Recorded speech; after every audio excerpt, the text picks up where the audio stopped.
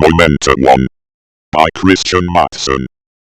This is the story of Moimenta 1, a generation ship of incredible ambition and size, operated with technology beyond the colonists' understanding, and the story of tens of millions of people in the stratified society that Moimenta 1 is delivering to a dense and mysterious world orbited by an improbably large moon, like a bowling ball of pumice rolling around a lump of lead. Piercing through to the other side of 587.1 light-years of deep space, the colonists will soon find that the barrier of distance was the only defense they'd had against the unknown horror awaiting them. Wrapped up as they are in their human prejudices and plots, recognizing the danger they've awoken will provide a more existential imperative than any they faced on their some thousand-year journey. Admiral Dennis Arger Denny. A billion souls worked with the business of building Moimenta 1, named for the more charming source of the soil that lined its massive life-sustaining gardens, the heart and lungs of the largest colony ship ever made. The vast ship had once offered hope, opportunity, and adventure to a solar system-spanning civilization, weary and crowded. Devastated and desperate, the old European municipality was one of several 100-square-mile areas sold to the effort, and leaving behind a massive pit a mile deep. But Moimenta's was the most interesting contribution with its ancient structures, which were rebuilt and preserved for the delight and comfort of the generation ship's passengers' long journey to Kepler 22b. The houses and apartments mostly reserved for caretakers of vital plant life, and the more elite passengers, whenever they were awake from stasis. Dennis Arger looked up from under one terracotta roof to see the distant ones just barely visible directly above, and imagined the tortured Portuguese ghosts that might be looking back in confusion, a somewhat more pleasant thought than of the ghosts left behind by Dennis Arger's father, the preceding admiral. The military preserved order under the Admiralty, an order that had been occasionally threatened during the impossibly long voyage.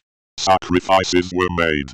Ships were lost to mutiny and disaster, all to bring them to the planet they would soon be orbiting. Wouldn't order be necessary there, as well? Surviving the maddening emptiness of space in a closed-loop environment, rationing and force was occasionally necessary, but Denny believed that necessity remained. Why should the resources of a new world be squandered, even in the name of so-called freedom? The constitution for Moimenta 1's civilian government would surely plunge all of humanity into the same chaos that their chunk of humanity had escaped, the vital workforce of clones to be given all the rights of anyone, and the incubation tubes shut down, forcing the subjugation of Kepler to take perhaps as long as their journey to it. The ornate wooden door opened. A pre-flight Relicon recently made hem plastic hinges that still clicked with friction. Happy landing day, Admiral. Your family would be proud. The chief medical officer saluted them in greeting, the personal image for long-distance recognition embroidered on his simple uniform danced in candlelight and shadow. Thank you, Chief Furrer. They returned the salute casually while entering, trying a friendly smile, but I assure you I've done nothing but remind people to drive straight. The night birds quieted as the approaching sun lamp threatened dusk. Oh, sure, but after 3 admirals worth of waiting, we really needed the reminding. He returned the smile, perhaps with the same difficulty, and they both turned to regard the view of their approach to Kepler displayed on the doctor's home office wall. A colorful and vibrant world awaited them. Pristine. No cloud of space junk to navigate and penetrate, no smear of pollution, no streams of carcinogenic light from constant interstellar traffic, no low-grade war between space stations. The picture of society was not the dirty and bleak images he brought back from home, but a blank canvas. When they passed over the nightline, the surface was entirely dark, with the sole exception of a lightning storm over the equatorial sea. Dr. Furrer cleared his throat. Well, Admiral, are you excited about submitting to the civilian government? He asked cautiously. I'm not quite old enough to retire. They smiled again. I think I'll run for office. No need to hide it anymore.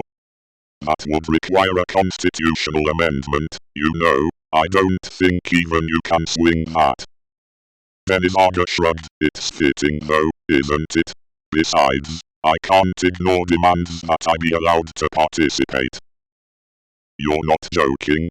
You've gotten away with so much, and the Senate has taken everything knowing that the military will be dissolved, and your position retired, with you ineligible for civilian leadership. You're respected, you carried your family line well, and deserve to have an entire continent named after you. But don't try this. At least wait a while. I knew you'd say that. They let their smile deepen. That's why I waited until it was too late to stop me before I asked for your support. His face was clearly downcast in the growing light. You know my wife was going to run. And I'd love her continued support as the Minister of Interior as well, and yours, as my Minister of Health, in my new government. The air was still in the artificial dawn, an almost imperceptibly thin fog settled as dew on the doctor's hemp and tomatoes. Do I have to give you my answer now? I'm making my announcement soon, while the dropship starts loading the first passengers. Best know what rail you're gripping before the spin starts.